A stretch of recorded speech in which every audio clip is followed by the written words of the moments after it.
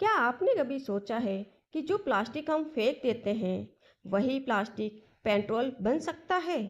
सुनने में अजीब लगता है, लेकिन यह 100% सच है। आज मशीनें प्लास्टिक को पिघलाकर सीधे फ्यूल में बदल रही है और यही भविष्य की ऊर्जा बन सकता है। तो आखिर कैसे प्लास्टिक बन जाता है पेट्रोल? प्लास्टिक आज दुनिया की सबसे बड़ी समस्या बन चुका है। हर साल लाखों टन प्लास्टिक फेंका जाता है जो आसानी से खत्म नहीं होता और जमीन व पानी को खराब करता है। लेकिन अब इसका हल मिल चुका है। वैज्ञानिकों ने एक ऐसी तकनीक बनाई है जिससे प्लास्टिक को पेट्रोल में बदला जा सकता है, यानी जो कचरा है अब वह फ्यूल बन सकता है। ये सच में कमाल की खोज है। इस प्रक्रिया को कहते हैं पायरोलिसिस। इसमें प्लास्टिक को बहुत ज़्यादा तापमान पर गर्म किया जाता है, लेकिन बिना ऑक्सीजन के। जब प्लास्टिक को बिना ऑक्सीजन के गर्म किया जाता है तो वह जलता नहीं बल्कि टूटने लगता है और छोटे छोटे अणुओं में बदल जाता है। यही असली प्रोसेस है जो फ्यूल बनाता है। इस प्रक्रिया में प्लास्टिक धीरे धीरे गैस और तेल में बदलता है। कुछ हिस्सा ठोस बचता है जिसे चार कहते हैं, लेकिन सबसे काम की चीज़ यह तेल होता है जो आगे काम आता है। इस तेल को रिफाइन किया जाता है ताकि अशुद्धियाँ निकल जाए। फिर इसे पेट्रोल और डीजल में बदला जाता है, यानी कचरे से सीधे फ्यूल तैयार किया जाता है। इस प्रक्रिया में जो गैस बनती है उसे भी बेकार नहीं छोड़ा जाता है। उसे वापस मशीन को गर्म करने में इस्तेमाल किया जाता है, जिससे ऊर्जा बचती है और सिस्टम एफिशिएंट बनता है। पाइलोसिस प्लांट में एक बड़ा रिएक्ट होता है जहां प्लास्टिक डाला जाता है और धीरे धीरे गर्म किया जाता है। पूरा प्रोसेस कंट्रोल में होता है। तापमान को बहुत ध्यान से कंट्रोल किया जाता है क्योंकि ज़्यादा गर्मी या कम गर्मी दोनों नुकसान कर सकती हैं। इसीलिए मशीनें बहुत एडवांस्ड होती हैं। इस तकनीक में धुआं भी कंट्रोल किया जाता है ताकि प्रदूषण न फैले। फिल्टर लगाए जाते हैं जो हानिकारक गैसों को रोकते हैं और पर्यावरण सुरक्षित रहता है। अब बात करते हैं कौन कौन सा प्लास्टिक इस प्रक्रिया में काम आता है। हर प्लास्टिक पेट्रोल नहीं बन सकता। कुछ खास प्रकार जैसे पॉलीथीन और पॉलीप्रोपाइलीन ज़्यादा उपयोगी होते हैं, लेकिन पीवीसी जैसे कुछ प्लास्टिक खतरनाक गैस छोड़ते हैं, इसलिए उन्हें अलग किया जाता है ताकि नुकसान न हो और प्रोसेस सुरक्षित रहे। इसलिए सबसे ज़रूरी है कचरे को सही तरीके से अलग करना। अगर सही छटाई हो तो आउटपुट बेहतर आता है और मशीन भी लंबे समय तक चलती है। यह एक महत्वपूर्ण कदम है। अब समझते हैं ये प्रक्रिया कितनी तेज है। एक बार प्लास्टिक डालने के बाद कुछ घंटों में तेल बनना शुरू हो जाता है और लगातार फ्यूल निकलता रहता है।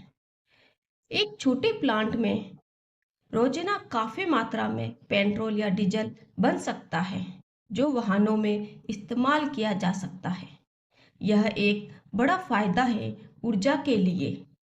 इस तकनीक से दो समस्याओं का हल होता है। पहला, प्लास्टिक कचरा कम होता है।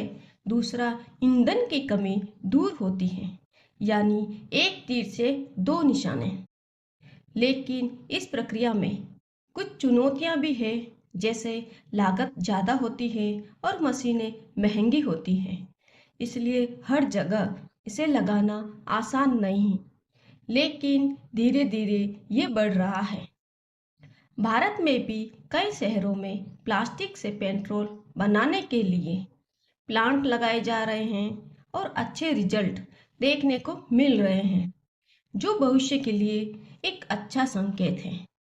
अगर ये तकनीक हर शहर में आ जाए तो प्लास्टिक कचरा लगभग खत्म हो सकता है और हमें सस्ती ऊर्जा मिल सकती है, जो देश के लिए बहुत फायदेमंद है।